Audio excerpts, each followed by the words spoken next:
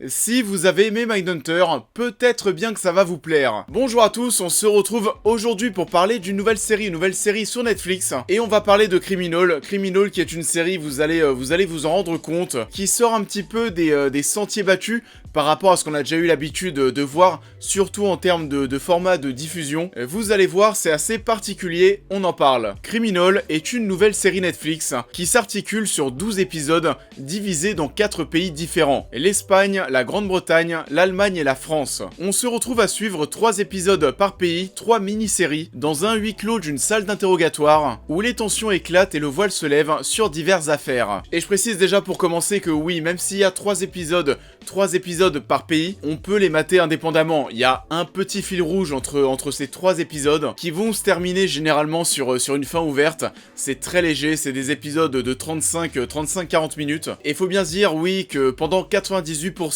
du temps d'un épisode, vous allez suivre un interrogatoire. Et pendant les 2% qui restent, c'est ce fameux fil rouge. Vous comprenez, hein, c'est très minime, et c'est pour ça que je vous dis que les épisodes par pays peuvent se mater indépendamment, et bien sûr aussi les 4 mini-séries par pays n'ont absolument rien à voir entre elles. Criminal, c'est une série assez particulière, et c'est pour ça que dans cette critique, exceptionnellement, il n'y aura pas de partie spoiler. Il n'y aura pas de partie spoiler parce que voilà, c'est une série conceptuelle, et vous allez voir grosso modo 12 fois la même chose. Vous allez assister à 12 interrogatoires. Sauf que vous allez avoir 3 épisodes français gérés par des équipes françaises et avec des acteurs français, et ensuite 3 épisodes avec des Allemands, 3 épisodes avec des Espagnols, et 3 épisodes avec des Anglais. On va se retrouver aussi à chaque fois avec les mêmes types de personnages. Il va y avoir un suspect, parfois son avocat. Le suspect, son avocat, en face d'eux, les enquêteurs qui sont là pour poser des questions, et l'autre partie de l'équipe qui va se retrouver derrière cette vitre miroir qu'il y a souvent dans les salles d'interrogatoire, avec une personne à chaque fois qui doit diriger l'interview.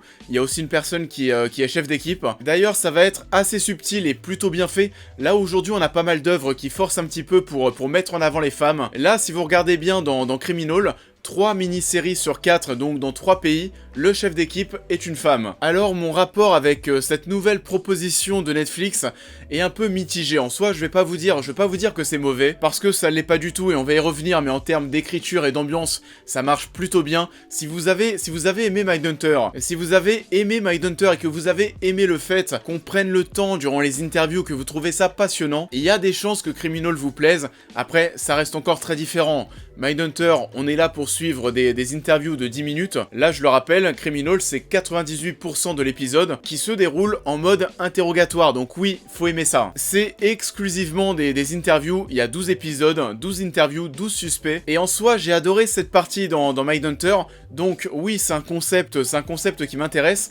J'ai passé un moment agréable devant Criminal, mais j'avoue que c'est resté agréable devant, je sais pas, 6-7 épisodes, parce que oui, au bout d'un moment, ça devient un petit peu répétitif. C'est quasiment tout le temps la même chose, et je regrette qu'il n'y ait pas eu plus de différence entre chaque mini-série dans chaque pays. Il y en a certaines, hein, l'ambiance va un petit peu changer, la façon de filmer et de réaliser vont être différentes. Les acteurs aussi, bien sûr, mais en tout cas ce qui reste, hein, c'est que les épisodes durent vraiment 40 minutes, que c'est 40 minutes d'interrogatoire et que ça se déroule dans le même décor, et ça qu'importe le pays.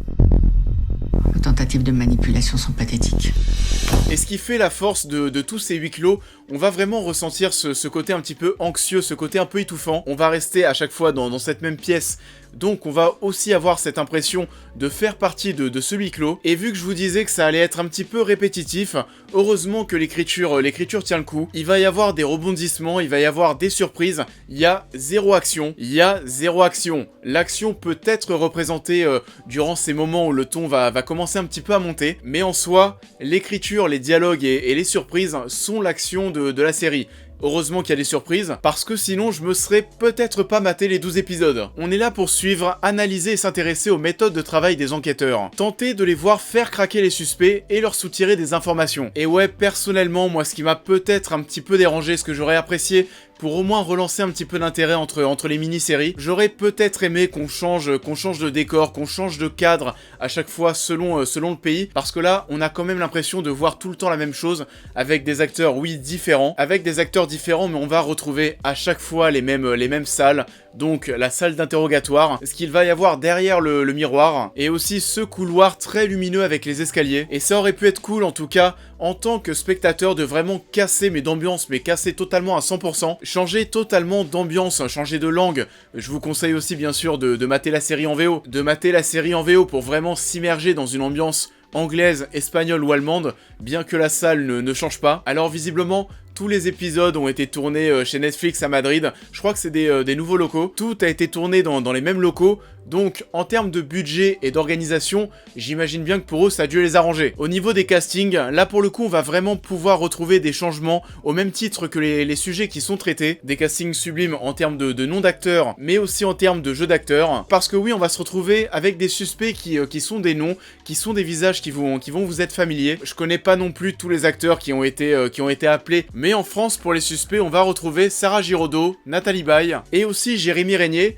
On a aussi Laurent Lucas qui va se charger de diriger les interrogatoires, qui va être très crédible, qui va être bon, qui va être très charismatique. Et les performances d'acteurs vont être encore plus impressionnantes lorsqu'on sait que chaque tournage d'un épisode a été réalisé en 5 jours. Alors là, comme ça, vous allez me dire, 5 jours pour filmer un truc qui reste au même endroit et qui dure seulement 40 minutes, ça va, faut pas déconner. Sauf que ce qu'il faut vraiment imaginer au niveau des acteurs, et c'est là où je trouve que c'est vraiment impressionnant, c'est que ce sont oui des épisodes de 40 minutes, mais 40 minutes où ils sont en dialogue constant. 40 minutes en dialogue quasi permanent, c'est bien plus compliqué à bouffer, il y a plus de texte à apprendre, que lorsque même vous tournez dans un film d'1h30, 1h45, 2h, qu'importe, une scène toutes les 10 minutes, là pour le coup il y a vraiment pas mal de texte à apprendre, et là vous avez donc 3 mini-séries où l'équipe policière ne va pas changer, donc ça veut dire 40 minutes plus 40 minutes plus 40 minutes, on est quasiment sur 2 heures de dialogue à apprendre, à recracher en 15 jours, 5 jours de tournage par épisode, et c'est là où j'ai envie d'en venir, mais en termes de performance, en termes d'investissement, ça demande certainement bien plus d'énergie que certains films. Au niveau des sujets traités, on va toucher à énormément de choses, des histoires de couple, des meurtres, l'homosexualité, la migration, revenir aussi sur les événements du Bataclan, on va toucher à énormément de choses, que ce soit revenir sur des événements malheureux, ou alors toucher encore aujourd'hui, oui, à des sujets d'actualité, et on regrettera peut-être le dénouement de certaines intrigues un peu faciles. Je vais pas cracher sur l'écriture de la série, parce que voilà, c'est un des gros points forts même des 3 mini-séries. Il y a des enquêtes où pendant 30 minutes, tu sens les enquêteurs qui sont en train de galérer, puis ensuite il va y avoir un petit indice. Il y a un petit indice qui en l'espace de 30 secondes va faire pencher la balance totalement de l'autre côté, et donc ça peut nous arriver d'avoir 30 minutes où les enquêteurs sont paumés, le petit indice, dénouement ultra rapide, et puis on arrive sur les 2 dernières minutes de l'épisode. Donc, que dire de plus? Globalement, c'est intéressant, ça peut être un petit peu répétitif à la longue, certains épisodes vont être assez inégaux, et je vous conseille tout naturellement de regarder ça en VO, pour essayer de changer un petit peu d'ambiance entre chaque pays. Je le rappelle, c'est 98% d'interrogatoire et 2% d'histoire, donc ça peut se mater indépendamment, vous avez pas besoin de tout mater à la suite. C'est la fin de cette critique, j'espère qu'elle vous aura plu. Je vous invite, comme d'habitude, à la liker, à la partager, à me dire en commentaire ce que vous avez pensé de Criminal, de ce que vous avez aussi pensé de ce format de diffusion. Pour les nouveaux, n'oubliez pas de me suivre sur tous les réseaux, de vous abonner, d'aider la chaîne sur Tipeee et Utip, et on va se retrouver ce week-end encore une fois pour une petite critique. Ça sera une petite critique parce qu'encore une fois, j'ai pas le temps de faire plus. Pour vous raconter ma vie, en cette fin de semaine, je vais beaucoup aller chez Ikea pour meubler mon futur appart. Et donc, la fin de mes travaux arrive. On se retrouve ce samedi et je vous dis encore une fois, à très vite.